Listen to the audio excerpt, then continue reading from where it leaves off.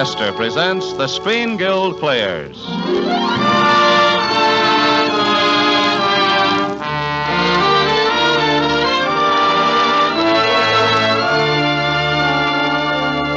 The Screen Guild play tonight, Diddle, Diddle.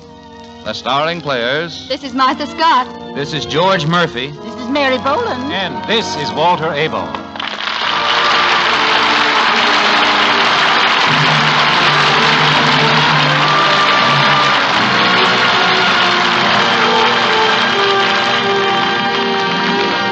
Tonight, Lady Esther presents the Screen Guild Players in Andrew Stone's exciting new motion picture, Diddle, Diddle. It stars Martha Scott in her original role, Janie Prescott, George Murphy as her fiancé, Sonny Fife, Mary Boland as Mrs. Prescott, and Walter Abel as Mr. Fife. This is a factual and authentic document based on actual conditions existing in the world today. It is admittedly propaganda. It is a picture with a purpose. Try to find it.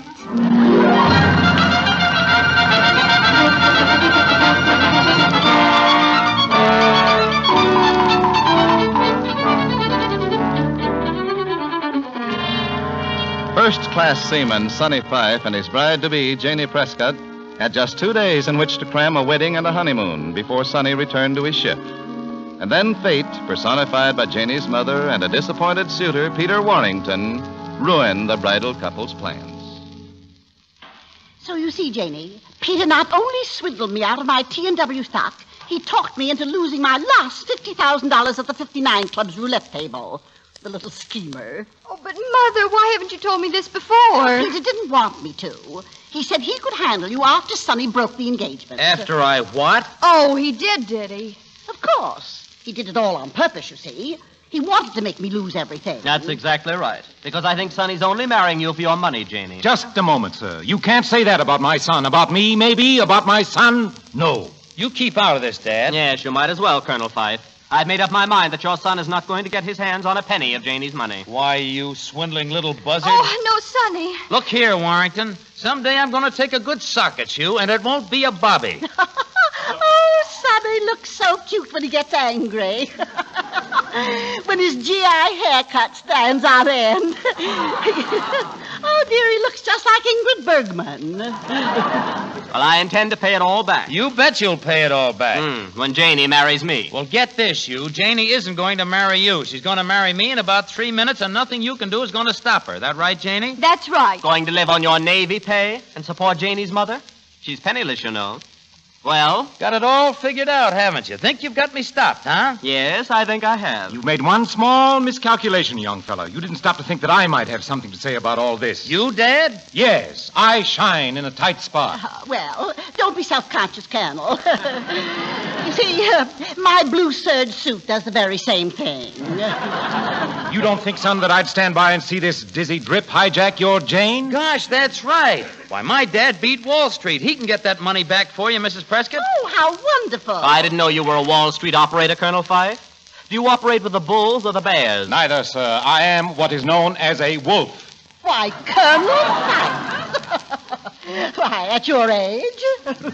Well, if my dad says he can get your money back, Mrs. Prescott, he'll do it. In 2 days? Before you go back to your ship? We'll do it in 2 days, or Janie can divorce me. Right, Dad? Absolutely. Is there a good chief lawyer in the house?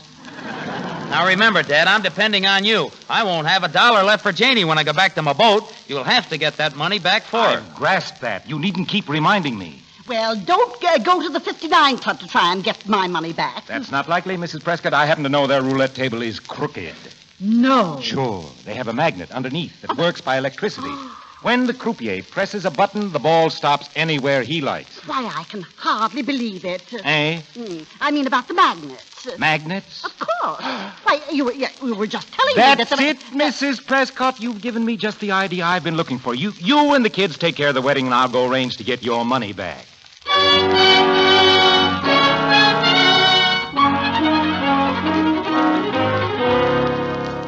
Now, look, Leslie.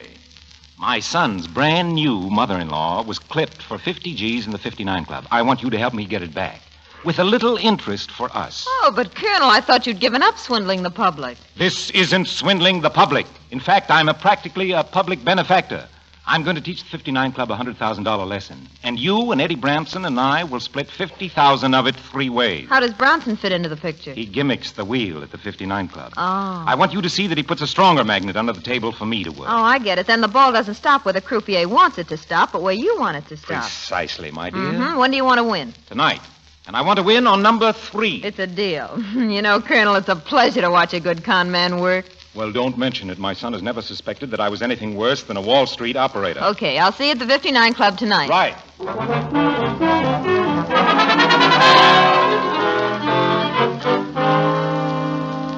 Well, Janie, you're married, even though it was a simple wedding. That's how I wanted it.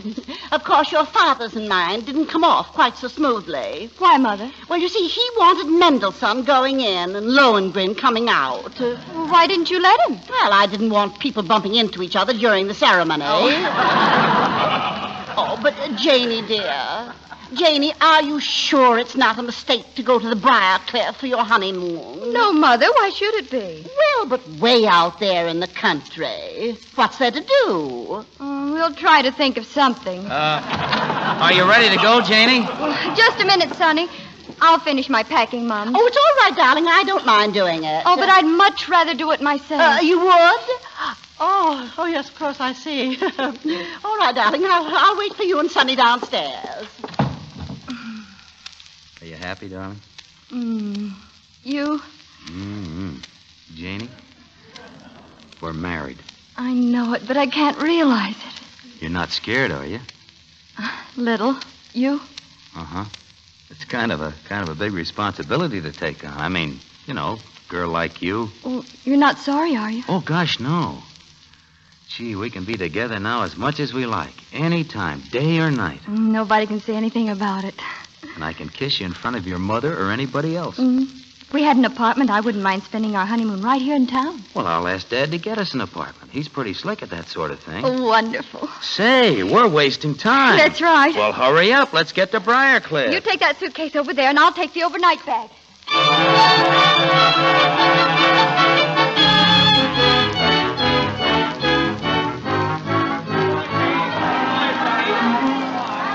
Goodbye. Goodbye. So long.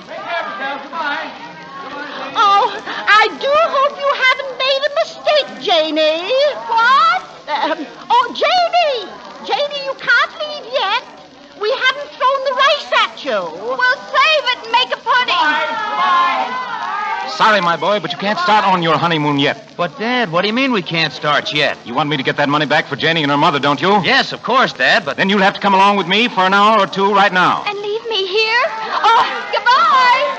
But you can't leave me. He has to, Jenny. This operation is for men only. Goodbye. Oh, I can't stay here. What do people think? You going off on our honeymoon alone? Tell him Sonny just had money enough for one ticket. Well, of course, you'll be with friends, Janie. But I don't want to spend my honeymoon with friends. I want to spend it with you. My dear girl, the sooner I swindle, that is, the sooner I avenge the swindle perpetrated against your mother, that much sooner can you begin your honeymoon. Well, Dad's right, Janie. Well, all right, but hurry back. 2 days can't last forever. Well, don't worry. I've got a 50% interest in this marriage, too, you know. What happened, Janie? What happened? Your husband... Well, don't get excited. Sonny was called away on a very important government mission. Now, don't you worry, Janie. I'm not, Mother. Sonny'll be back. Well, even if Sonny doesn't come back, you won't be missing anything. I won't? Of course not. I told you there's nothing to do at Briarcliff for 2 people.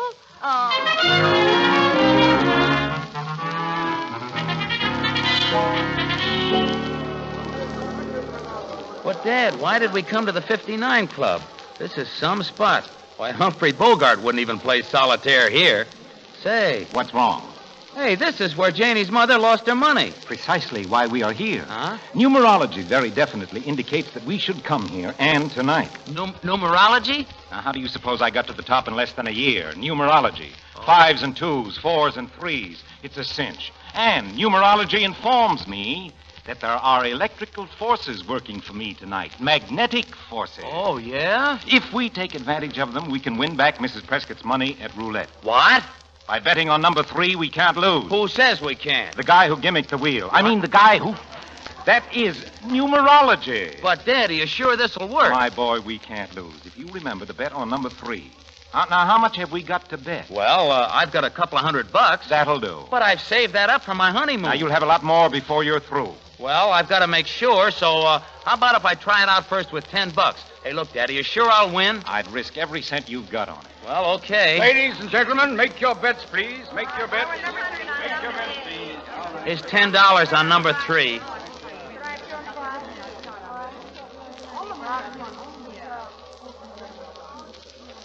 Oh.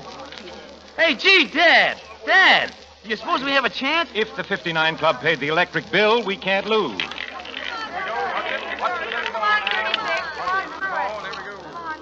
It worked, Dad, it worked. Number 3 won. You won $350. Let it ride. All of it? Certainly. Well, what if I lose? You've nothing to worry about, Sonny. I can guarantee that the magnetic forces I mentioned are working well.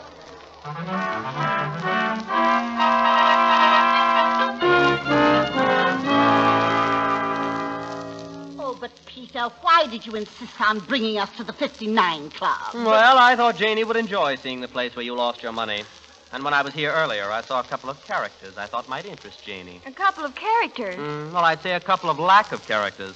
Right now, let's all have a drink. Oh, at the bar? Oh, I love drinks at the bar. Well, what'll it be, folks? Oh, Tom Collins. Oh, how do you do, Mr. Collins? Oh, darling. His name isn't Collins. It isn't Collins, then why'd you say it was? Well, I didn't. My name is Dan Hannigan, if it matters. Oh, look, Mums, let's forget Yes, it. just pretend it never happened.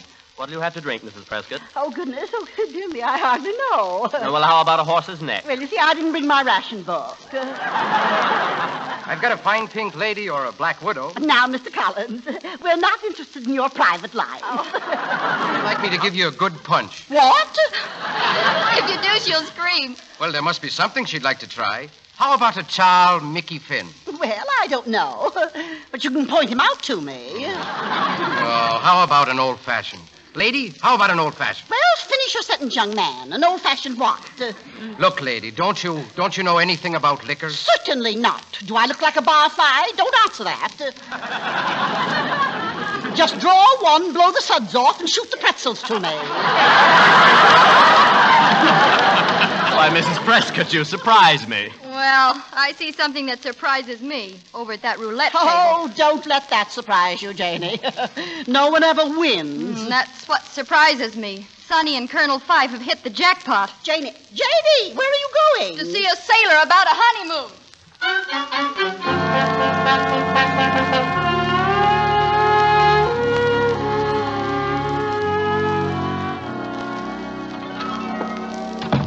Yeah, we got your mother's money back, Janie, but gosh, look at the time. We've lost over 18 of our 48 hours already. Well, at least everything's packed. It won't take us 5 minutes to leave. Well, look, I've got an idea. Why don't we stay here at your mother's tonight and leave for Briarcliff early in the morning? We can be at Briarcliff in an hour. Yes, but why waste another hour? It wouldn't be wasted. After all, we've spent a good many happy hours in the Buick. We'd be alone together. Yeah. And it's a heavenly night for driving. Yeah, it's a heavenly night. Don't answer it. No use letting it ring. Well, then, why don't you wait a second? Maybe it'll stop. Oh, don't be silly. Hello? Yes? Oh, What is it? I'm an air raid warden. I've got to go on duty. What? But, Janie, you can't go now. You wait right here. I'll be back as soon as I can. Oh, doggone it. Air raids at a time like this. Darling! Why, Sonny. Oh, it's you, Mrs. Prescott. Yes, isn't it? Anything I can do for you, Sonny? No, nothing. Absolutely nothing.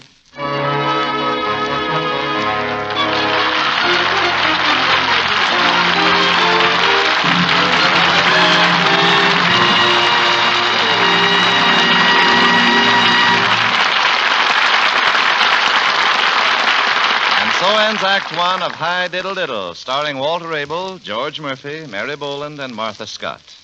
Act Two in just a moment. But first, here's a word from our hostess, Lady Esther. In the weeks just ahead of us, the green of the trees will begin to fade.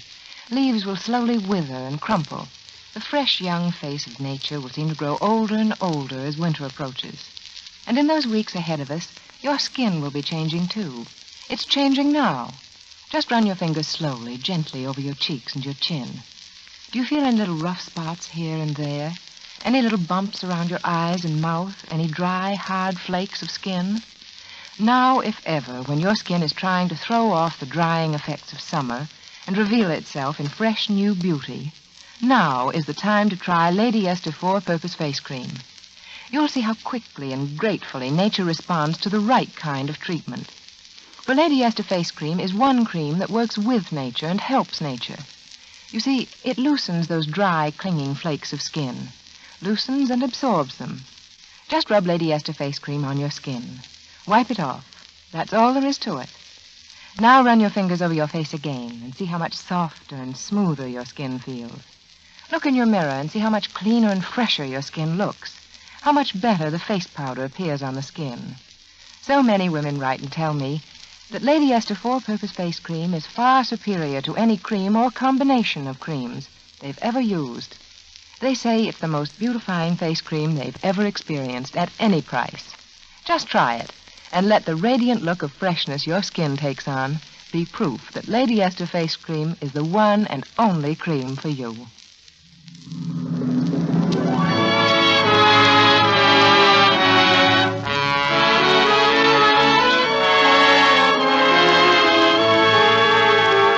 And now the curtain rises on the second act of Hi Diddle Diddle, starring Martha Scott as Janie Prescott, Mary Boland as Mrs. Prescott, George Murphy as Sonny Fife, and Walter Abel as Colonel Fife.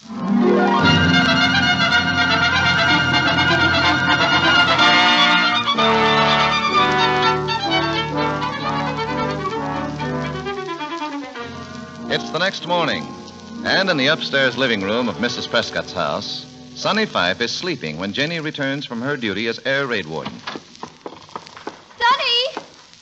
Sonny! Oh, wake up! Oh, go on away. I got a Liberty Pass. Let me alone. Oh, you poor darling. It's Janie. Janie? Hey, you were gone hours. I know. Look, it's morning. Oh, our wedding night is over. I know. And me with a 2-day pass. If I ever get a chance at Hitler. Oh, now never mind, Sonny. We've got almost half your leave left. We'll crowd enough happiness into a few hours to last us for months. Well, I still hate Hitler. Well, the main thing is we've got each other now. I'll know wherever you are, you're thinking of me, and you'll know wherever I am, I'm thinking of you. Yes, but it would have been kind of nice to have a little married life to remember. You know, like keeping house together, or which newspaper to take, or what's the matter with the furnace. I know. We'll have all that one day. All the heavenly little difficulties that draw two people close together. Hey, Janie, that's 9:30. What are we waiting for now? Doggone it, I'll bet Alexander Graham Bell was a bachelor. All right, I'm coming. Hello? Oh, Dad. Dad, make it snappy, will you? We're just starting off for Briarcliff. What? Oh, I get it. And bring Peter? Bring him to Bolton and Company's brokerage office and tell him you're a vice president of the company, huh? Okay. Yeah. What is it, Sonny? Take off your coat, honey, and relax. I gotta go and see Dad, alone. Oh.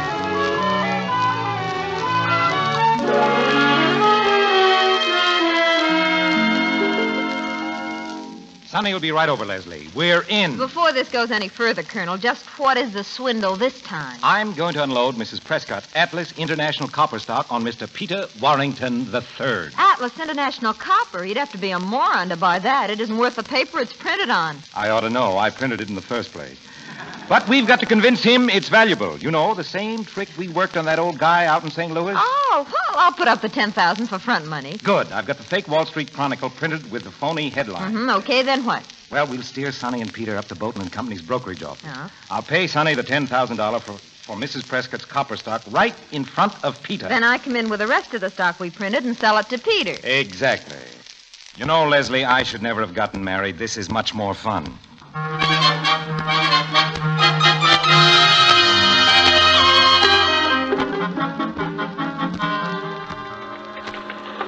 Sonny, what makes you think you can sell that no-good Atlas International copper here?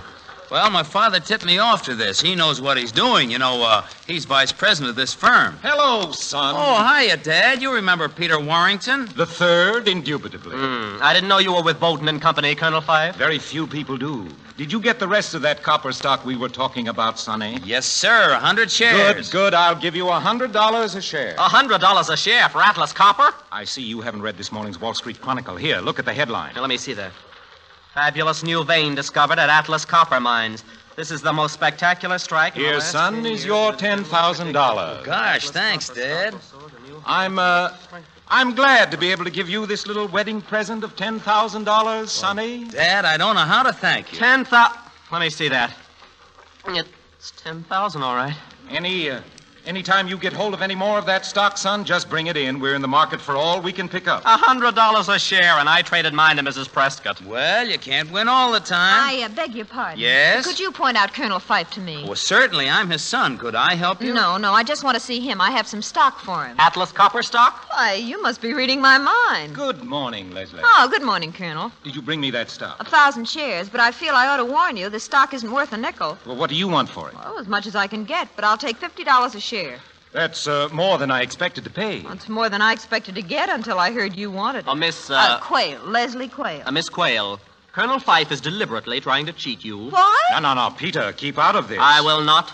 Miss Quayle, I just saw Colonel Fife pay his son $100 a share for Atlas Copper stock. Why, Colonel. Miss Quayle, Mr. Warrington forgets to add that I gave my son that amount as a wedding present. Is that so? Look at this headline in the Wall Street Chronicle, Miss Quayle. Let's see.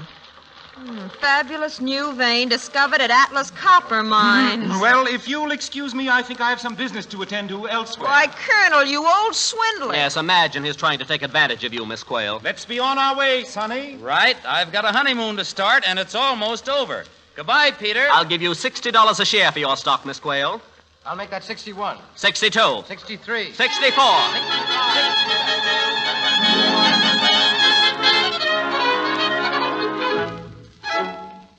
Janie, where's Janie, Miss Prescott? Oh, she's gone, Sonny. What do you mean, gone? Gone where? Well, I really don't know, Sonny, but out she went bag and baggage. Just after your father called her. She said something about the Beverly Arms apartment. Beverly Arms Apartments? Oh, maybe Dad found us an apartment after all. Well, why did you call and find out, Sonny? Say, that's a great idea, Mrs. Prescott, a great idea. How do you think of those things? The Fife apartment, please. Gosh, you were right, Miss Prescott. They're ringing. Hello, Janie? I'm over at your mother's house. Janie? Oh, we were cut off, Miss Prescott. What am I going to do? Well, now that you know where she is, why don't you take a cab and go over there? Oh, that's a great idea. Come on.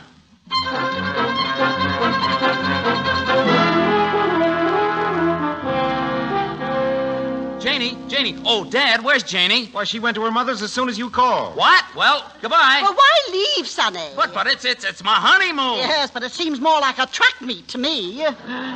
It's not even my wedding, and I'm all worn out. If you don't stop chasing around, you'll never find her. Your mother-in-law is a very intelligent woman. Oh, now you mustn't say those things, Colonel, even if it is true. Isn't it wonderful, Mr. Fife? You know, someday you and I will be grandparents. Yes, pretty soon there'll be the patter of little feet around their home. Just feet? No babies? Maybe that's Janie now. Hello, everybody. How are you? Oh, it's only Peter and Leslie. Oh, that reminds me, Mrs. Prescott. Here's the money for your Atlas Copper stock, just as Dad promised. What? Oh, Sonny, I must explain about that. Well, not now. I'm in no mood to listen to anyone but Janie. But you see, Peter and I just concocted that story. He didn't take my T&W stock, and I didn't really lose $50,000 at the 59 Club. We just made that up. Well, But where did you get that Atlas Copper stock? Well, he just gave it to me to make the story more plausible. You know, I should have met a woman like you much sooner. You should have? Yes, not only are you smart, but I see your eyes in the stars, your lips in the cherry tree, your lovely, lovely skin in the peach blossom. My, I'm spread all over the place.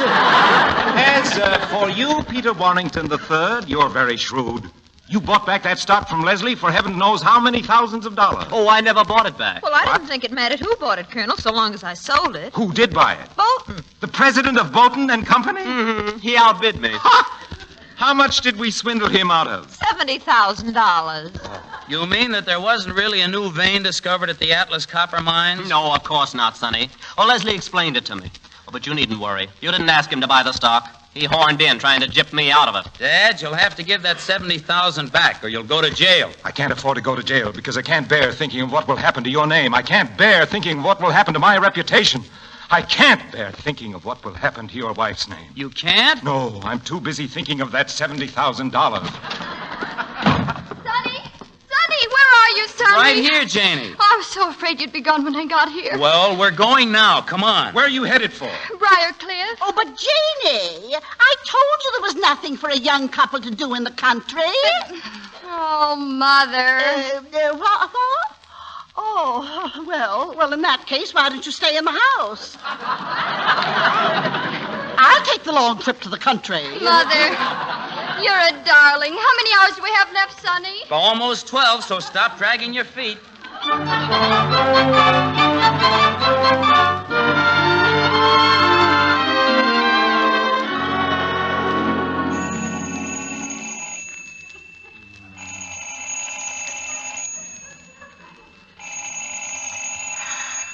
Well, might as well answer it, Sonny. Positively no. Then I will. Hello? I'd like to speak with Mr. Sonny Fife. Who's calling? A friend with some very good news. Mr. Fife is to be transferred to another ship. It'll mean officers' training school. But he must report to his base immediately. He'll sail within the hour. You mean he's got to remain a sailor for the duration? He'll never get to be an officer if you don't find him? That's right. And if you do, he has to sail within an hour? Correct. Mr. Fife left town 10 minutes ago.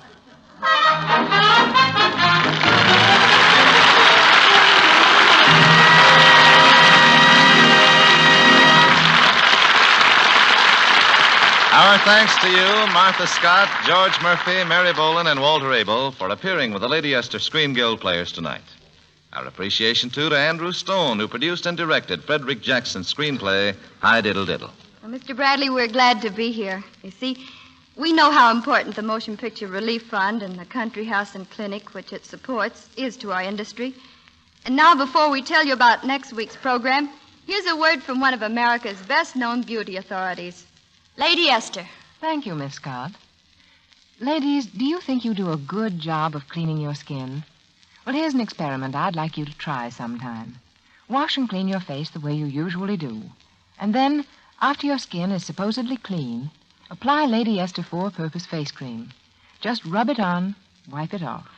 And see if you don't agree with the thousands of women who say it removes dirt that ordinary methods do not remove. Now, it's those tiny clinging particles of dirt, those stubborn bits of dust and stale makeup, that often cause so much damage to the skin. For they may clog the little pore openings and make them look larger and coarser. They may encourage blackheads to form, may cause even more serious skin troubles. But Lady Esther Four-Purpose Face Cream cleans your skin thoroughly and completely. And that's so important now when there's lots of dirt and dust flying around in the air. My cream also softens your skin, helps make it look more pliant and youthful. At the same time, it helps nature refine the pores. And finally, it leaves a perfect base for powder, smooth but never sticky. Now, if you want proof that Lady Esther Four-Purpose Face Cream does all these important things for your skin, just try it. See how the little dry flakes of skin are loosened and absorbed, how the very texture of your skin seems suddenly a lot finer and smoother. See in your mirror why millions of delighted women now use Lady Esther Four-Purpose Face Cream, and why more and more beautiful women every day are changing to this one scientific cream for the complete care of their skin. Next week, the Lady Esther Screen Guild players will present one of the most beautiful romances of our time, Love Affair, starring Louis Alberne, Virginia Bruce, and Herbert Marshall. Lady Esther wishes you good night. This is the Columbia Broadcasting System.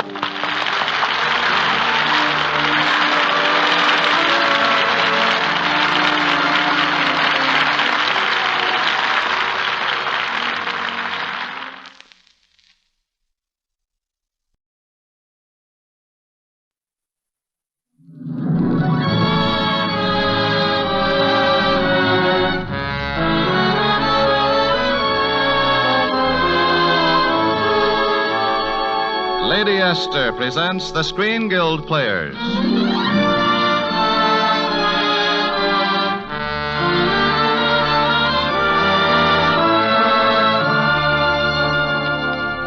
The Screen Guild play tonight, Love Affair. The starring players... This is Herbert Marshall. This is Virginia Bruce. And this is Louis Alberni.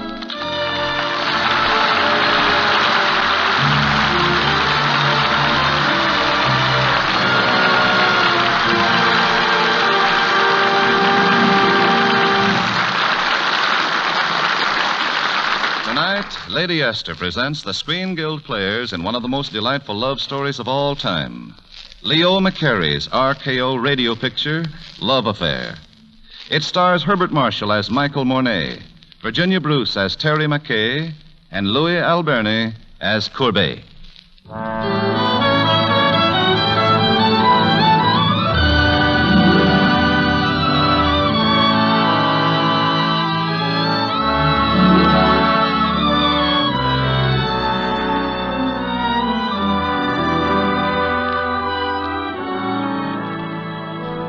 Sometimes it's the moon that plays pranks with a girl's heart. Sometimes it's soft music. Yes, and sometimes it's just a little breeze. Take Terry McKay, for example. Everything that happened to her came in on the wind. There she was on the boat from Rio to New York, minding her own business, in her own cabin, as a matter of fact, when a piece of paper came floating in through the open window. Quite naturally, Terry picked it up, discovered it was a cablegram. And quite humanly, she was reading it when a man looked in through the stateroom window and spoke to her. I beg your pardon? Huh? I believe you're reading my cablegram. The wind blew it out of my hand. Oh, this is addressed to Michael Mornay. How do I know it's yours? Well, I'm Michael Mornay. Don't tell me you're the playboy that Winchell's always talking about. The one that's going up to New York to marry Lois Clark, who's got $10 million. 11. Now, if you'll hand me my cablegram... Just a minute. You haven't identified yourself yet. Can you tell me what the message says? Oh, well... It's frightfully personal. Well, it says, remembering a warm, beautiful night, a thunderstorm over Lake Como, and you. And you. That's you. Uh-huh. It was all right, huh? Uh-huh. It was nice? Uh-huh. Think it'll ever take the place of baseball? Here's your cablegram. Oh, thank you. Thank you very much. Just a moment. I beg your pardon. Oh, it's you. What's the matter? Did you lose it again? Look, I'm in trouble. I'm in serious trouble. Well, I could have told you. Playing around Lake Como. The poor girl. I must talk to someone. And you have an honest face. I'm sure I can trust you. We could go to my cabin. It's very close. Mine's closer. In fact, it's right here. Well, thank you. This is very cozy. It's not that I'm prudish. It's just that Mother told me never to enter a man's room in months ending in R. Your mother must have been very beautiful. What's your name? Terry McKay. Terry McKay, and I'm traveling alone. You've saved my life, you know. I was bored to death. I haven't seen one attractive girl on this boat since we left. Not one. Honestly, I was scared. I said to myself, don't beautiful women travel anymore? Then I saw you, and it was all right. My. And with a line like that, you won Lois Clark and $10 million. 11. You know, we've still got 8 days before we get to New York. 8 days for life to be bright and lovely. Beautiful and bubbly like pink champagne. Is there any reason why it shouldn't be? None at all.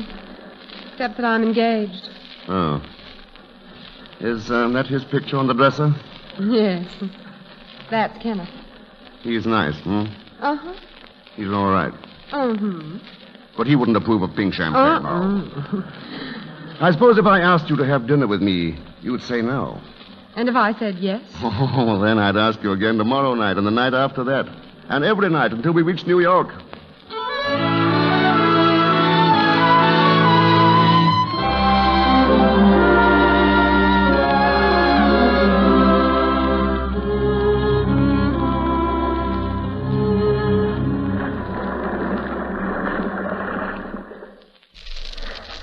Lovely on deck at night, isn't it?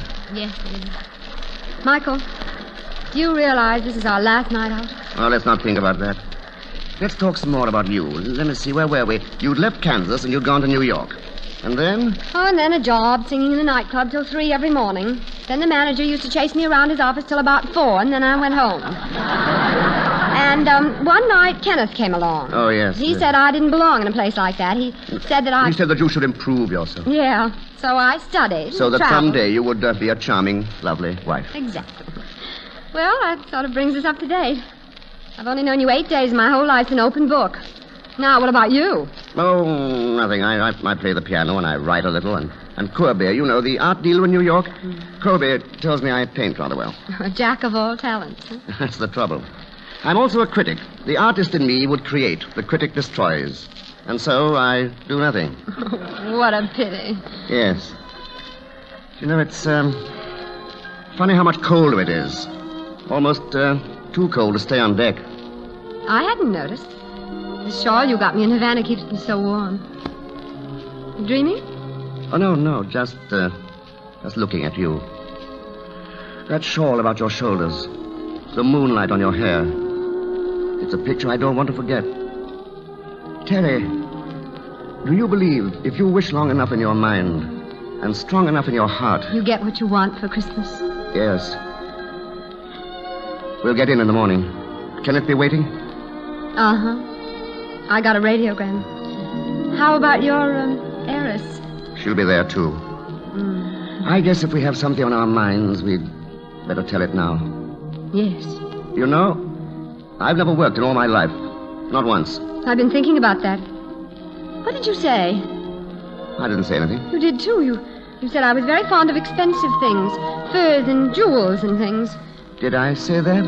I guess we've both been used to a life of pink champagne. It might be difficult to... Do you like beer? Yes, I do, but... I know. My father used to say, it's funny, but the things you like best are either illegal, immoral, or fattening. I wonder what your father would think of me. Never working. Well, just because you haven't... That doesn't mean I couldn't. No, of course not. But I might not find out all at once. It might take me at least 6 months to find out if... If what? I mean... After all, it's unfair to ask you to take a chance. What are you trying to say, Michael? I'm trying to say it would take me 6 months to find out if I'm worthy to say what's in my heart. I was hoping you'd say that. If everything goes all right for both of us, 6 months. That would be July. July, yes. Michael, have you a pencil?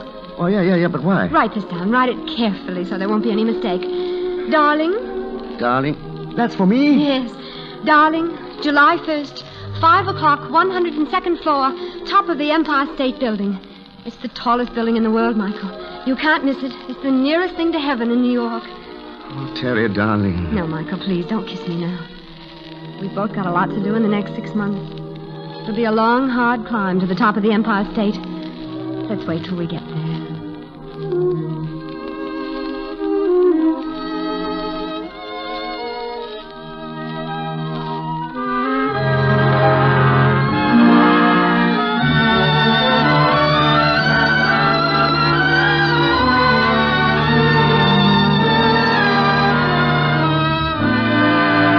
February. You're the finest, most generous person I've ever known, Kenneth. I'm sorry to have to hurt you. But, Terry, you can't be in love with this Michael Mornay. He's notorious. How do you know he isn't making a fool of you? I only know I'm to meet him on top of the Empire State Building at 5 o'clock on July 1st. All right. But while you're going through this 6 months period of insanity, will you let me take care of you? I've got to get a job on my own, find myself, just as he's doing. Oh, Terry, can't you see I'm in love with... Yes, Kenneth.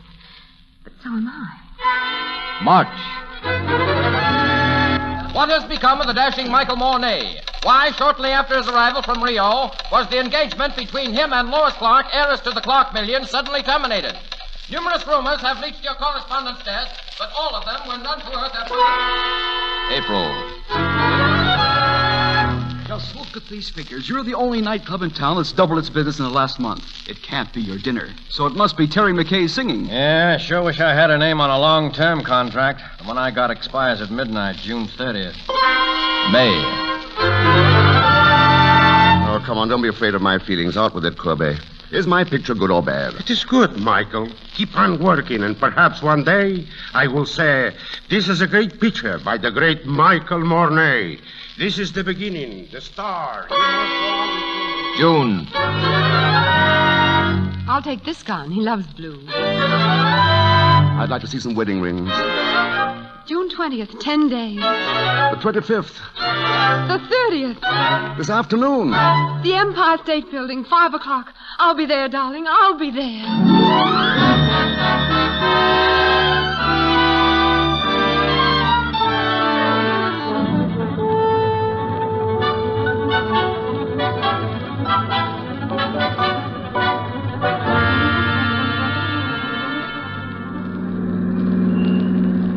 Driver, do you know what time it is?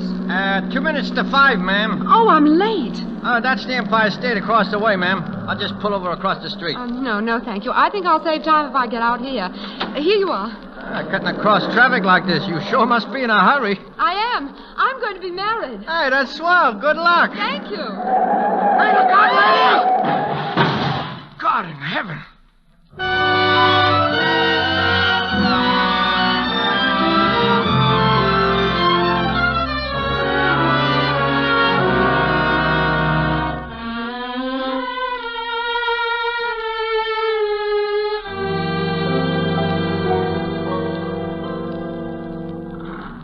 Last stop, 102nd floor, observation balcony. This car going down. Say, son, what time have you got? 9 o'clock on the nose. Say, you've been up here over 4 hours. Yes, I'm waiting for someone. Stood up, huh? That's tough. Starting to rain, too. Yeah, well, that's the way it goes. Express car on the main floor, going down. Going down, mister? Yes. I think I am.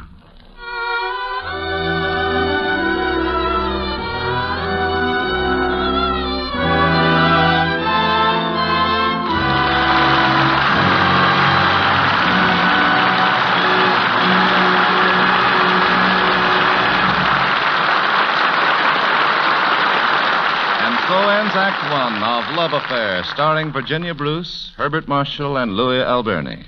Act Two in just a moment. But first, here's a word from our hostess, Lady Esther.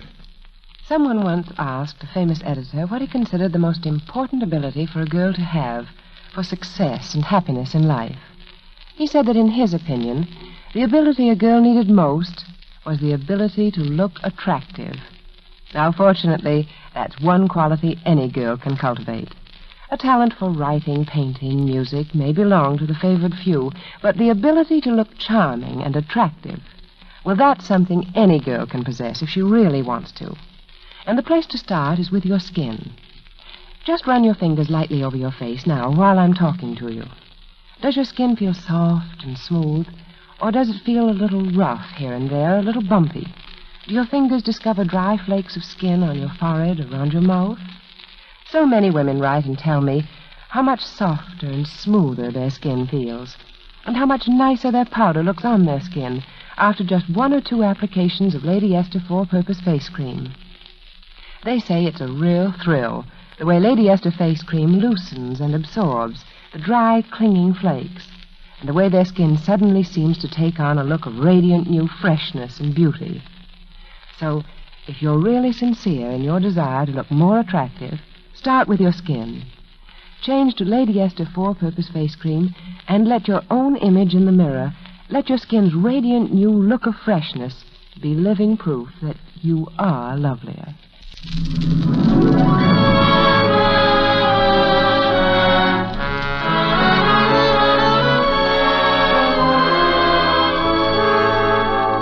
And now back to the poignant story of Love Affair, starring Virginia Bruce as Terry McKay, Herbert Marshall as Michael Mornay, and Louis Alberni as Courbet.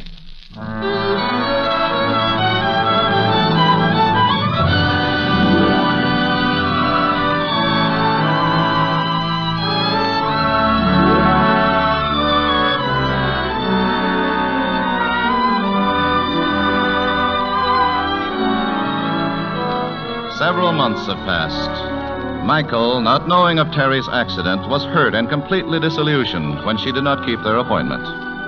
A short time later, he sailed for Havana. As our story resumes, Terry is out of the hospital, but still far from recovered, still unable to walk. On a chilly autumn afternoon, we find her, bundled up in her wheelchair and sitting in the window of her poorly furnished room. Kenneth is with her. So nice of you to visit me, Kenneth. And thank you for the flowers and the books. Oh, they're nothing. Terry, please, won't you listen to reason and let me do what I want to do for you?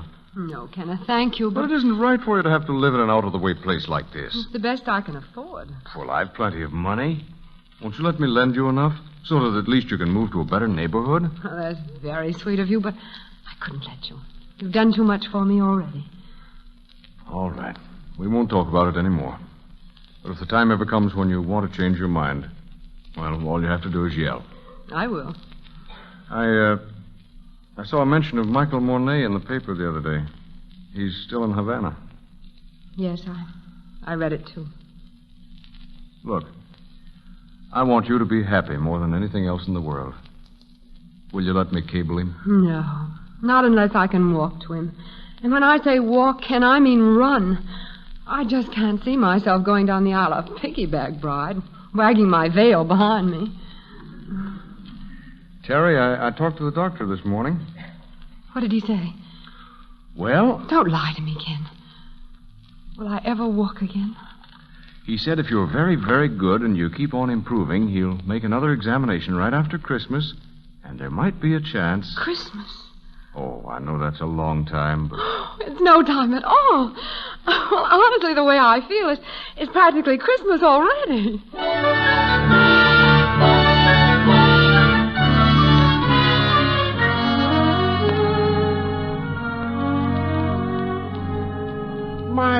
Michael, you look wonderful. But what brings you back to New York? It's Christmas Eve, Corbet. I couldn't stand a Christmas without snow. Did you get those canvases I shipped you? Are you blind, Michael? They're cluttering up my whole place. You think waste no time 6 months in Havana. You should know how many I threw over the cliff. Yes, and I can read what was in your mind when you painted every one of this. This one, you were very sorry for yourself when you painted this. That's right. That was painted in August. And this one, so violent. You were angry here. You were getting over your broken heart. I didn't get over it, Corbet. But I had to learn to live with it. Yeah, but the other one, the girl with the lace shawl. There you became a painter. I'm not exactly ashamed of that one myself. And the effect you got with the moonlight on her hair. Mon Dieu, where did you find a model like that? I didn't use a model. You didn't? I didn't need one. I had a lot to say. I tried to paint it instead. So, yes, it comes through that way on the canvas, Michael. You know there was a girl in here the other day. She saw it in the window. She said it spoke to her of many things. Beautiful things. She wanted it. I'm sorry. That's one I don't expect to sell. Oh, she couldn't afford it anyway. Well, why? Is she poor? Yes. And besides, she was in a wheelchair. Her legs, I think. Oh. She liked it, huh? That painting she loved. It is too bad, of course, but I have her address, just in case. Oh, stop hinting, you old buzzard. You can send it to her. I already have. Why, you old... You're not angry, no? No, of course not. Tomorrow's Christmas, Corbet. You're a good boy, Michael. And being away alone has helped you. Only you mustn't stay away too long. In New York, they forget you. They forget you like that. You turn around once and poof, even your name is gone from the telephone book. Oh, nonsense. No one even knew I was gone. I'll bet my name's still in the directory. Here, wait. Here's the book. Let's see if it is. Oh, I was just making a joke. No, I'm curious now. Let's see. K-L-M. Here we are. Mornay ought to be right near the top. Mac Adams, Bride. Why do they always put the Macs first? McFarland, McGowan, Mac. What is it, Michael? Have you seen a ghost? Mackay. Terry Mackay.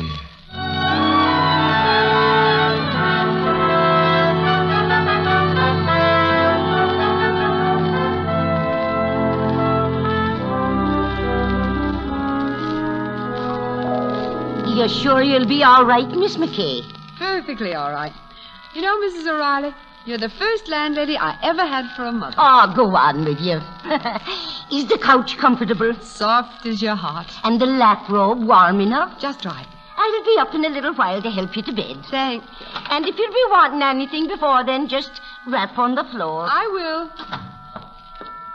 will. Pardon me. Oh, yes, sir. I'm looking for Miss Terry McKay. It's the door right there on the left, sir. Thank you. Merry Christmas. Merry Christmas. Come in. Good evening. Michael. Hello, Terry. Michael, it's good to see you. It's good to see you, too.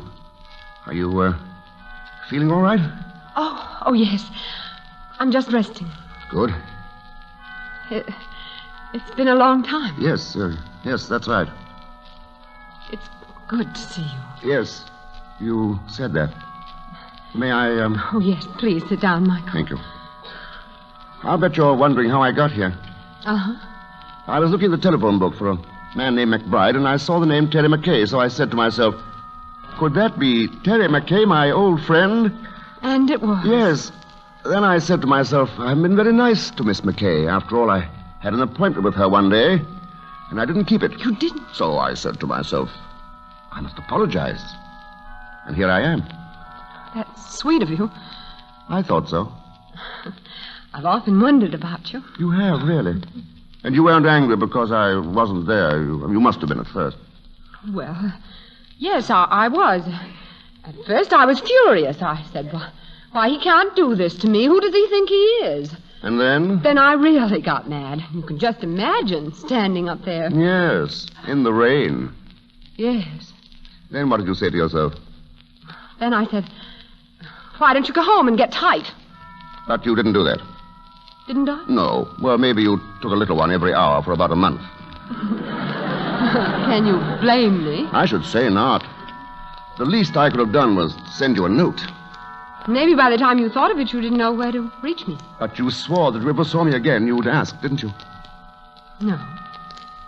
No, I remembered we said if we could make it, we'd be there. And if one of us didn't show up, there must have been a darn good reason. Yes, but... And no questions asked. You know, it's funny. I walked all the way up here, 2 miles through the snow, just to wring your beautiful neck. And instead, I can't even ask you why you weren't there. You knew that's why I came. Yes. It doesn't seem... I know. I don't know what happens to me when I see you again. When I hold your hand. No wedding ring. No. Oh, I thought that maybe... No, Ken and I are just good friends. I didn't mean to offend you. You haven't, Michael. And how is everything with you? Oh, you can ask questions. Uh-huh. Well, I thought everything was fine until I saw you. Now I don't know. I'm worried about the future. What will people think of me? They will say, there goes Monet, the mad painter. There's something the matter with him. He doesn't like women. He won't even speak to them. Oh, yes, he sails the 7 seas. And to every woman he meets, he says, where will you be in 6 months? And they're there? Everywhere. Tall buildings, pyramids, everywhere. Waiting. And where's he? Waiting. Do you want me to change the subject? Please. You're wearing my shawl. I remember you wore it that last night on the boat. I painted you like that, with the shawl. Wish you'd seen it. Corbett said it was my best. Oh, but no matter, it's gone now. Gone? Yes, a girl came into Corbett's shop. She saw in the painting what I'd hoped you might see. So I told Corbett to give it to her. Did you? Yes, she was very poor, you see, and so I said, send it to her, Corbett. Tomorrow's Christmas. Just like that. You're very generous, Michael. Well, after all, she liked it so much, and she couldn't afford it. And besides, Corbett said she was in a wheelchair, that she couldn't... That she couldn't... What is it, Michael? What are you staring at? That robe around your knees. Aren't you too warm? No, I'm comfortable.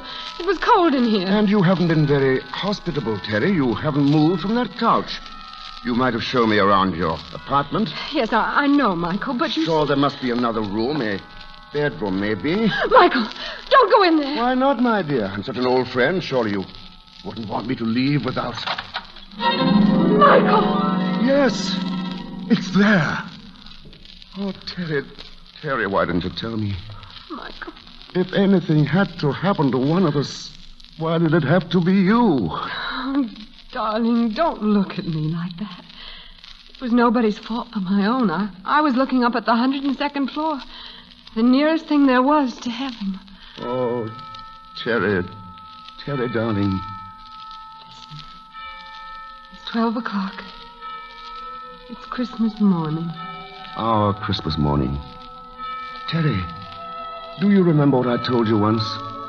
That if you wish long enough in your mind and strong enough in your heart, you'll get what you want for Christmas? Yes. And we will, Michael. I know we will. Because if you can paint, I can walk.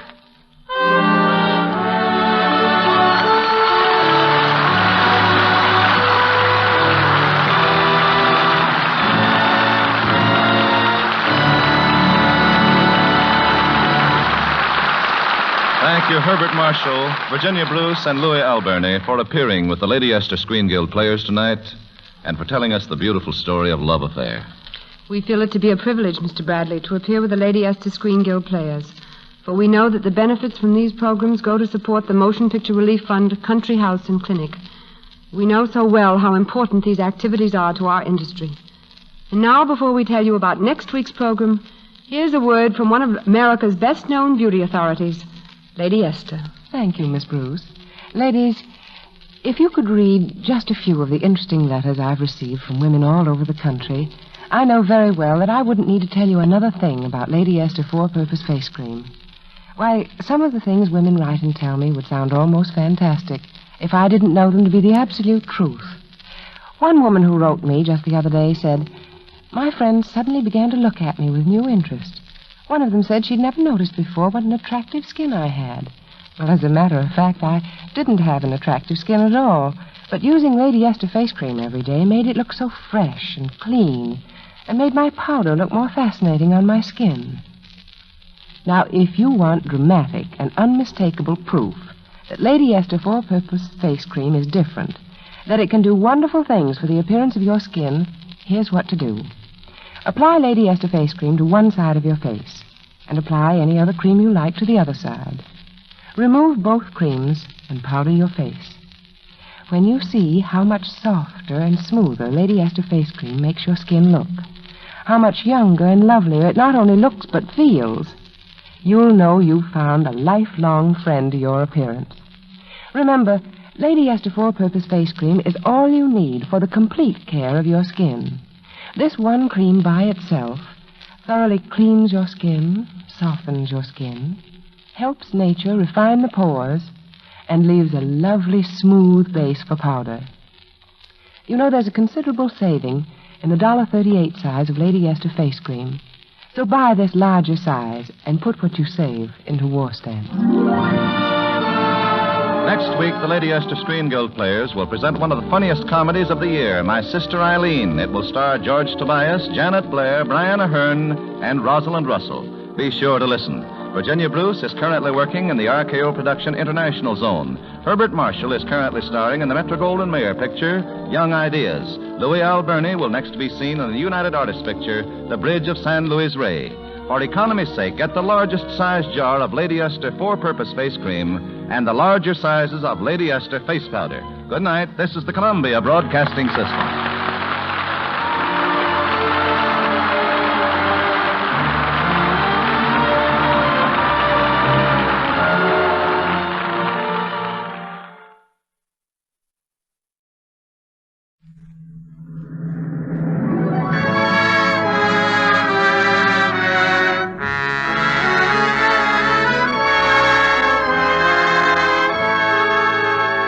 Lady Esther presents the Screen Guild Players.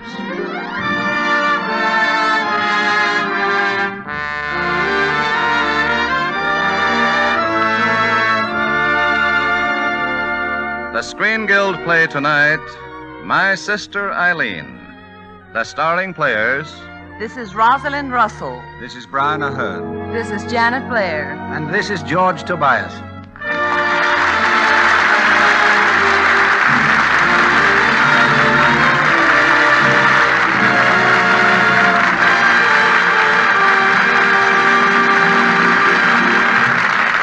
Tonight, Lady Esther presents the Screen Guild players in the rollicking Columbia Pictures comedy, My Sister Eileen, starring Rosalind Russell as Ruth Sherwood, Janet Blair as her sister Eileen, Brian Ahern as Mr. Baker, and George Tobias as Mr. Apopoulos. The Lady Esther Screen Guild players in My Sister Eileen.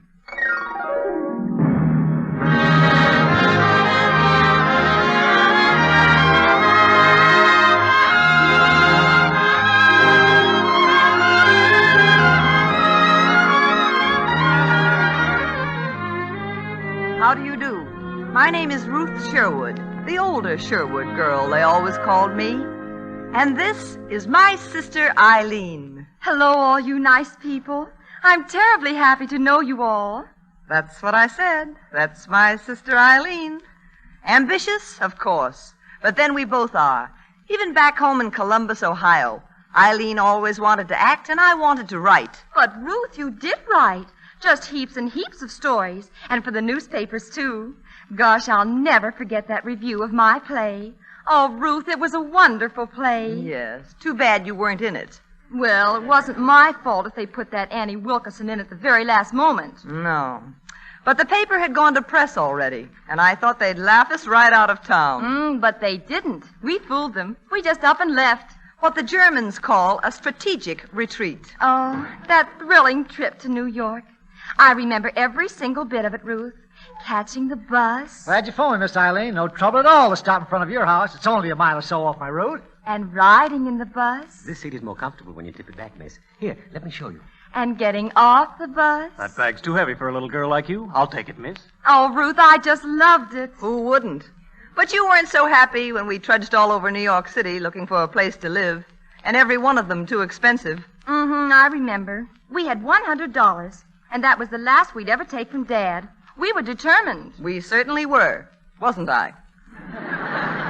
And then at last it was growing dark, finding that place in Greenwich Village, a noisy, dusty street. And the room wasn't up, it was down. In the basement, with the window right at the sidewalk level. And iron bars across it, too.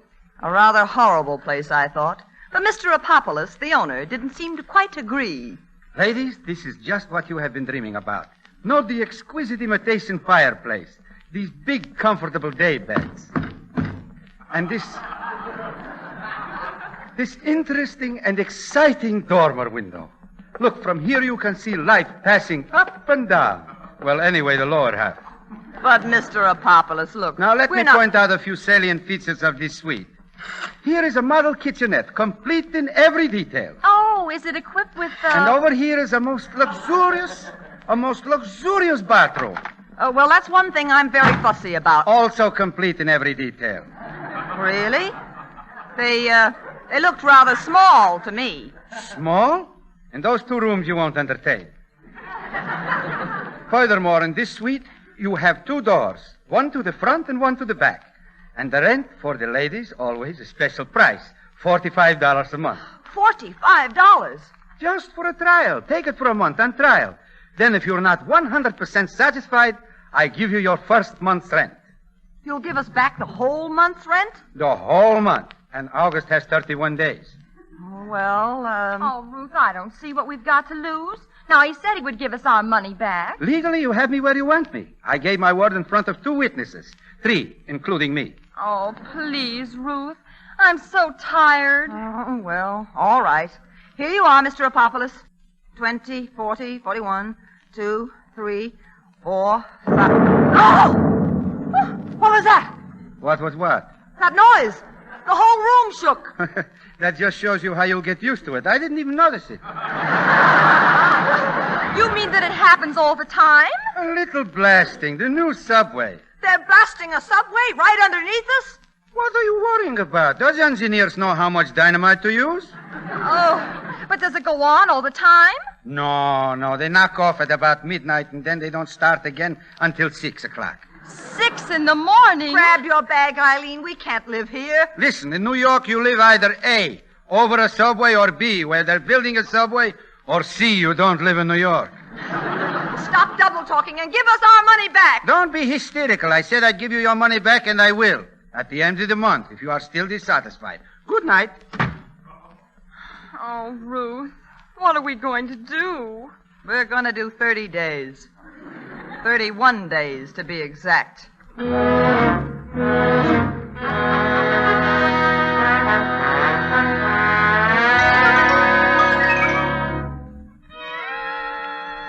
Eileen? Yes? Didn't you put out the light? Well, I did, but there's a lamppost right in front of the window. Why don't you pull down the shade, Ruth? There isn't any shade. We're living in a goldfish bowl with indirect lighting. Listen. What's that? A couple of drunks. They've stopped right in front of the window. I said, we ought to go back to that joint and get those two babes, eh? Oh. Listen, we can get them. You go away from there, you drunken loafers. Eileen. Hey, Pete, look, a dame. You go away from there. We'll call the police. Another dame. Made to order. Pete, one for you, one for me. I'll take a blonde. Well, mine ain't bad either. Hello, cutie. You get away from here. Ready for love. Go away, I tell you. Go away. Hey, what's going on there? Come on, break it up. Break it up. Just a social visit, Yeah, we was just... Come on, beat it. Oh, thank you, officer. Hey, I'm awfully glad you came. Yeah, I'll bet you are. New in this neighborhood, ain't you? We just moved in today. Well, if you're smart, you'll move out tomorrow. I'm particular what goes on my beat. I'm warning you. Good night. Oh, Ruth, did you hear what he said? I'm afraid I did. Oh, gosh, Ruth. I'm scared. Oh, forget it, darling. It'll be all right. Suppose you bunk in with me tonight, huh? Oh, gee, thanks. If we're going to start looking for work tomorrow, we'll both need all the rest we can get. That's right. Well, good night, Ruth. Good night, Eileen. Sleep tight. Oh!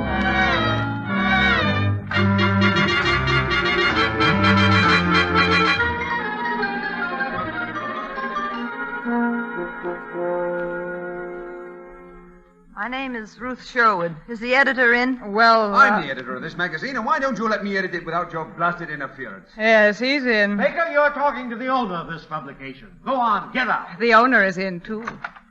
Miss Williams, I want you to get me, say, who's this girl? Mr. Baker, my name is... Can you read? Oh, of course I can read. Oh, do you read? Yeah, and I write, too. Oh, never mind our writing. Everybody writes in New York, even people who can't read. Here, come along with me. But where are we going? Mr. Craven, I want you to meet Miss, what's your name? Sherwood, Ruth Sherwood from Columbus, Ohio. Miss Sherwood, meet Mr. Craven, owner of all the Craven publications. Oh, I'm very glad to know Miss you, Sherwood, in your time, you have read our magazine, The Manhattan. Is that true? Yes. When was the last time? Oh, years ago. Why? Well, it just didn't interest me. Oh, that's no answer. Can't you explain why, or don't you have any opinions about anything? I have opinions about a lot of things. Your magazine's 15 years behind the times, that's all. Baker, you'll have to be a little smarter. Your guinea pig slams the Manhattan, but she'd like her material published in it. Just 1 minute. Get out. I certainly will. I've had a hard day, and I'm darn sick of your magazine. Baker, if you ever break in here again with some ignorant college girl... Ignorant? Why, have I tried for weeks? I couldn't give you a clearer, shrewder analysis of... Hey, excuse me. Miss Williams, where's that... She's gone, Mr. Baker, and she forgot to take a manuscript. Oh, is this it? Yes.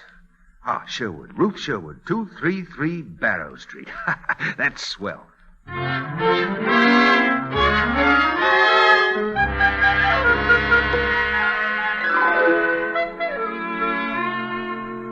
Any luck today, Ruth?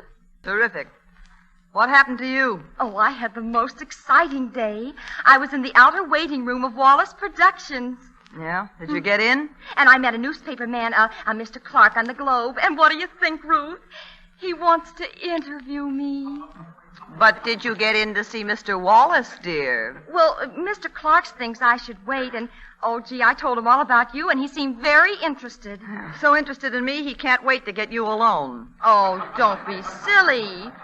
He's going to speak to a city editor about you. Oh, that's fine. What have we got for dinner? Spaghetti and meatballs. Still? Haven't we polished that off yet? Well, it's only been 4 days. Say, Ruth, could you whip up a little dessert together? Oh, it's too hot. Let's skip dessert. Oh, but we can't, dear. There's a man coming for dinner. Who? What man? Oh, didn't I tell you? Nope. Frank Lippincott. He manages the National Drugstore on 44th Street. Oh, but why dinner here, dear? Well, darling, Frank's a very nice boy, and gee, besides, he never lets me pay my lunch checks. Eileen, why don't you wander into the Ritz? Oh, that must be Frank, and I have to fix my hair. Will you let him in, Ruth? And remember, he's a very nice boy, so please be careful. Well, who am I, Tugboat Annie? Come in. Hello. Hello. Why, you're Mr. Lippincott, aren't you? I'm Eileen's sister. Oh, sure. I can see a family resemblance, all right. Oh, well, I'm very flattered. Of course, you're a different type. Yeah, I see what you mean, of course. Oh, hello, Frank. Oh, I'm so sorry. That's all right. I got a little gift here for you. Oh, a bottle of wine. Uh-huh. Oh, Frank, you shouldn't have done that. California Burgundy. It's a special we're running this week. So's our spaghetti. What? Hi there. Why, Chick. I mean, Mr. Clark. How you doing, Eleanor? Warm, isn't it? Yeah, but you'll cool off. And the name is Eileen. My name is Clark of the Globe. Oh, who's it this is? gentleman here? That man there is Mr. Lippincott, and he happens to be with the National Drugstores. I buy all my clothes there. No. Good heavens, what's that? Don't try to get away now. One moving out, let you have it. Lay off, you big ape. Let go, will you? Why, officer, what on earth Yeah, I found him in the alley with all them bedclothes. I think he's some kind of a fiend. Oh, no, he isn't. He just sleeps here. Sleeps here? Eileen, who is this man? Oh, I meant to tell you, Ruth. They call him the Wreck. He's a football player, and he lives upstairs. Only my mother-in-law's coming tonight, see? Yeah, and she doesn't know she's his mother-in-law, and his wife was worried, so...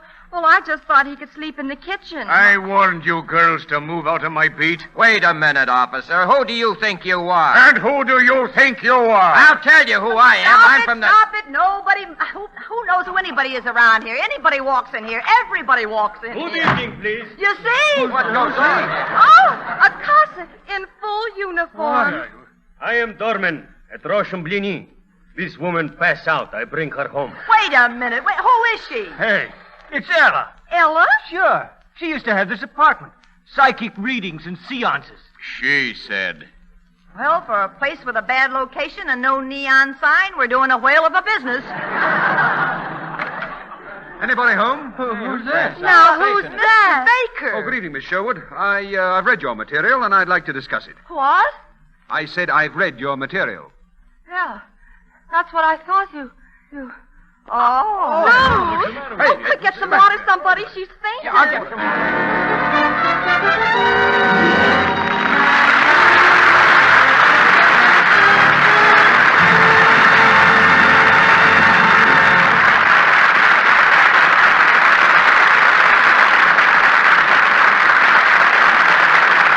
And so ends Act One of My Sister Eileen, starring Brian Ahern, Rosalind Russell, George Tobias, and Janet Blair. Before we hear Act Two, a word from our hostess, Lady Esther. I once found a lovely fragile painting in an antique shop, and I sent it to an art dealer to be restored. When I got it back, all its fragile beauty was gone, for the painting had been heavily coated with varnish. I thought of that ruined painting when I saw a lovely girl the other day. That is, a girl who could have been lovely if her face were not so thickly coated with makeup. Her skin had such an artificial, mask-like appearance that she looked a little coarse, a little cheap. What a pity, I thought. She could look so wholesome and sweet. She could look so fine. If only she gave her skin a good, thorough cleaning. My fingers longed to rub Lady Esther four-purpose face cream on her skin, longed to wipe away all that stuff she had piled on her face, packing it down day after day into the tiny clogged pore openings. I could just imagine how wakened and alive her skin would look after a single Lady Esther creaming. For Lady Esther face cream gently removes embedded dirt that other methods often fail to remove. It cleans out the pore openings so thoroughly that they can return to normal again and the skin looks finer, more delicate. But cleaning the skin is only one of the 4 purposes of Lady Esther Face Cream. It also softens your skin, loosens and absorbs the dry little flakes that tend to make the skin look rough and bumpy. It makes your skin look younger and fresher by helping nature refine the pores. And it leaves such a smooth, perfect, non-sticky base for powder that women say the effect is enchanting. Because it does all these 4 important things, Lady Esther Face Cream can make even a dingy, long-neglected skin look immaculately clean and well cared for after just 1 or 2 applications. And the way to prove it is to try it. Just rub Lady Esther 4-Purpose Face Cream on your skin. Wipe it off and see the clean, fresh texture of your skin revealed in all its beauty.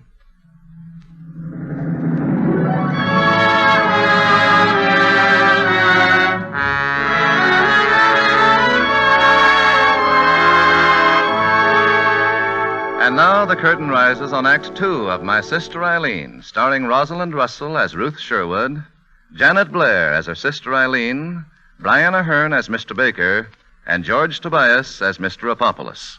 Ruth continues our story.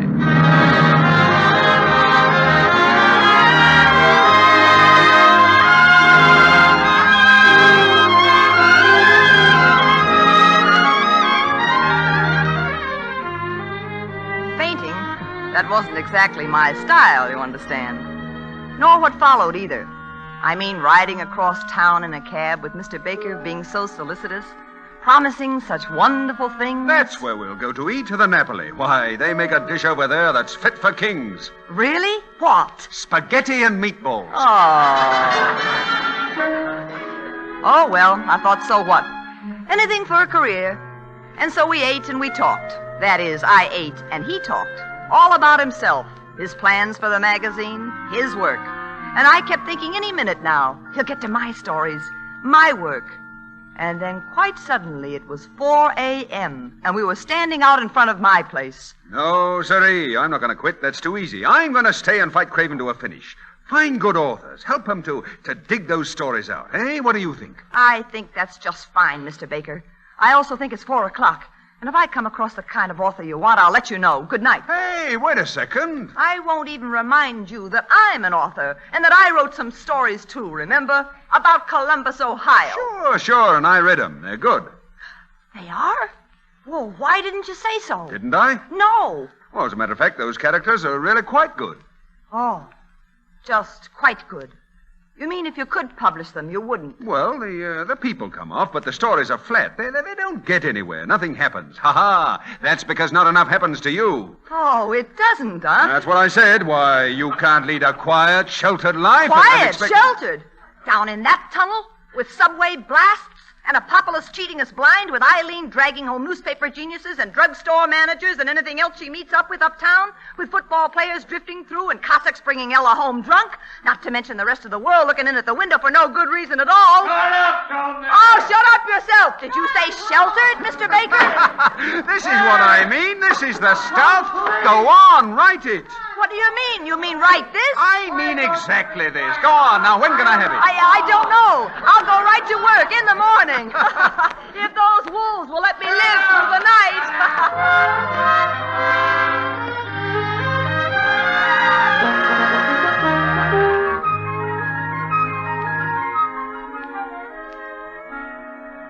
Say, Ruth, was anyone here today? Not a soul. What happened to you? I was at the food show. Yeah, what are they casting at the food show? Well, I saw people come out with big bags of samples, and I thought we might as well have some, too. We've got enough junk here for a week. Look. Vita kernels, Ruffo, Grano, Nature's Broom. We're going to have breakfast all day long. Oh, but it's good for you. It's roughage. I'd like to vary it with a little smoothage, like a steak. Oh, gee, Ruth, what's the matter? You seem terribly down. Oh, it's my story, I guess. It's been in for a week. I haven't heard a word from Mr. Baker. Oh, gimme. Hello? Yes, this is she, her, she. Oh, yes, Mr. Baines. Oh, that would be wonderful. Yes, I've got it. Sand Street, Brooklyn. Yeah, right away, Mr. Baines. Goodbye. Gee, I can't believe it. Your story? No, that was Chick Clark's paper. He's given me a chance to show what I can do. An assignment over in Brooklyn. Brooklyn? What happened there? A Portuguese ship, Merchant Marine, with a load of young cadets. They want a human interest story. Say, where is Brooklyn? Well, I don't know, but you can't miss it. That's a help.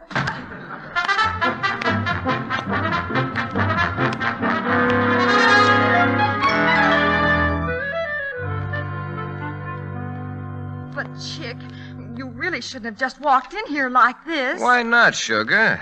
Back door was open. Oh, well, I think you'd better go now. What? After I fixed it to get you alone?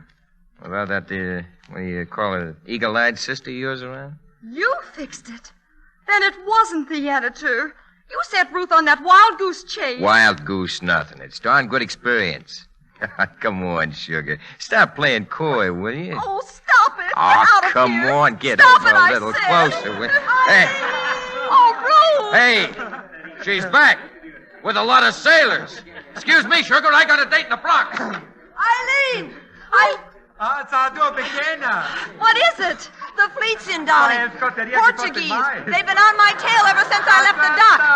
Well, what'd you bring them here for? Because I don't know the Portuguese for scram. Well, don't they understand any English at all? Not a word. ¿Cuál? Esa mismo bellísima. And I don't need Portuguese to get the idea. Now listen, boys, listen. Now be good boys and go back to your boat. You know, boat? See, I salute. Admiral Sherwood, I presume. Ruth, look. They're tossing a coin. What are they tossing for? I got a hunch it's not me. Earthquake! Earthquake! Run for your lives! Everybody out! Front door! Back door! Run! No! Great performance, Eileen. Bernhardt couldn't have done it better. Say, you stay away from that radio. That's not just a toy dog. Here they come, Eileen. Oh, no, you don't. You keep your hands off me.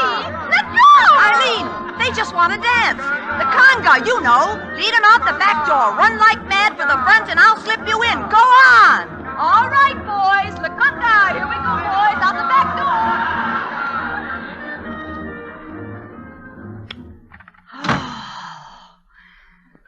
Saved by the bell. Young lady, I won't have it. You cannot make a circus here. Now, Mr. Apopoulos, look, this is all in fun. You realize that. There isn't anything to get excited about if you'll just keep calm about the entire thing. I can explain everything if you'll really be reasonable. This is a riot. I have called the police. Oh, no, you didn't. And tomorrow when your month is up, you go out. Oh, very well, then. We're still dissatisfied, and you can just return our month's rent. What are you talking about? What you promised us. I promised that? Nonsense. I was one of the witnesses, and I don't remember. Now, look here, Mr. Witness. But just look here. Oh, my gosh, the police. Ruth, it's a riot. They've got the squad car. Start packing, Eileen. I guess we're licked. Oh, hello, Sherwood. Mr. Baker. Am I interrupting anything? No, not a thing.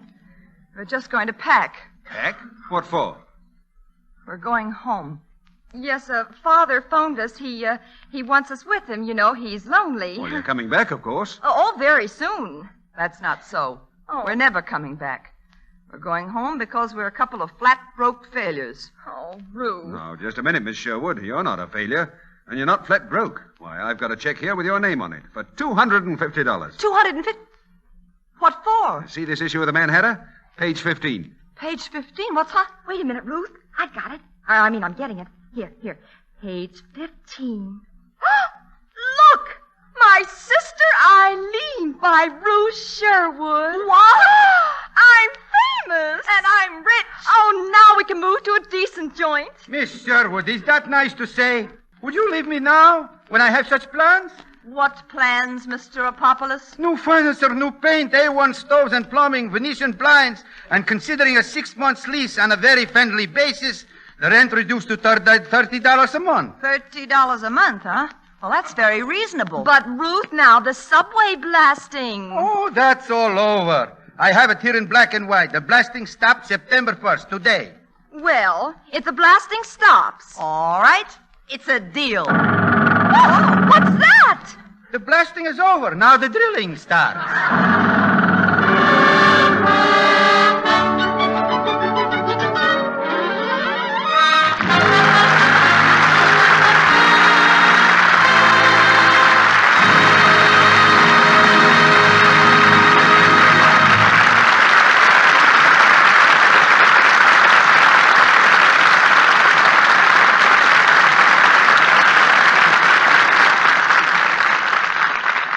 Thank you, Miss Russell, Miss Blair, Mr. Ahern, and Mr. Tobias, for bringing us the story of my sister Eileen.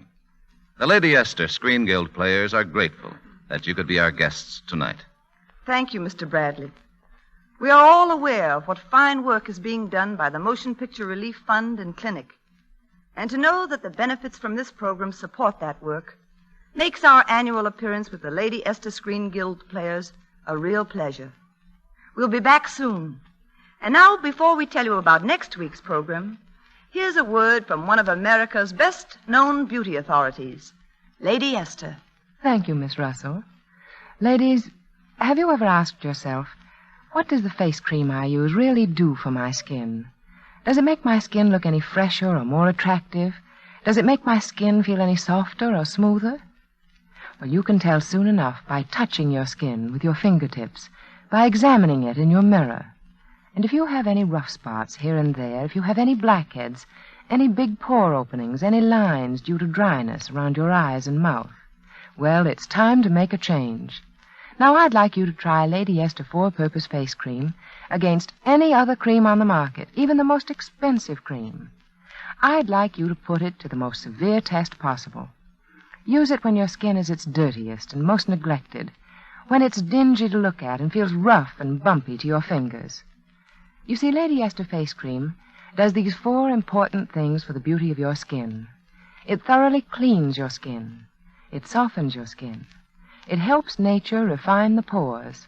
And it leaves a perfect non-sticky base for powder. Just try Lady Esther Four-Purpose Face Cream and see how much more youthful and enchanting your skin looks in almost no time at all.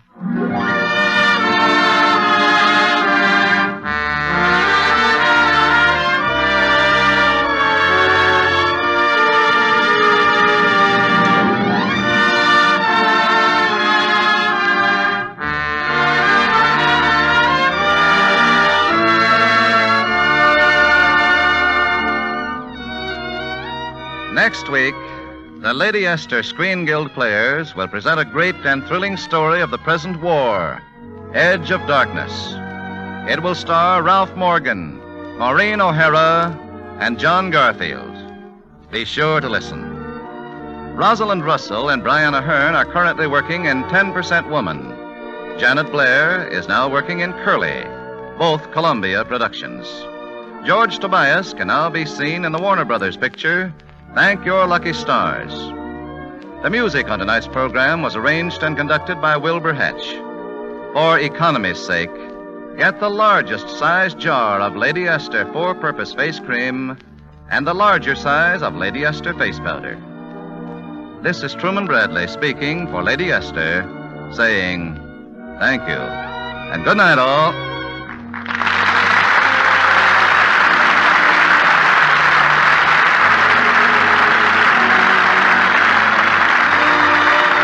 This is the Columbia Broadcasting System.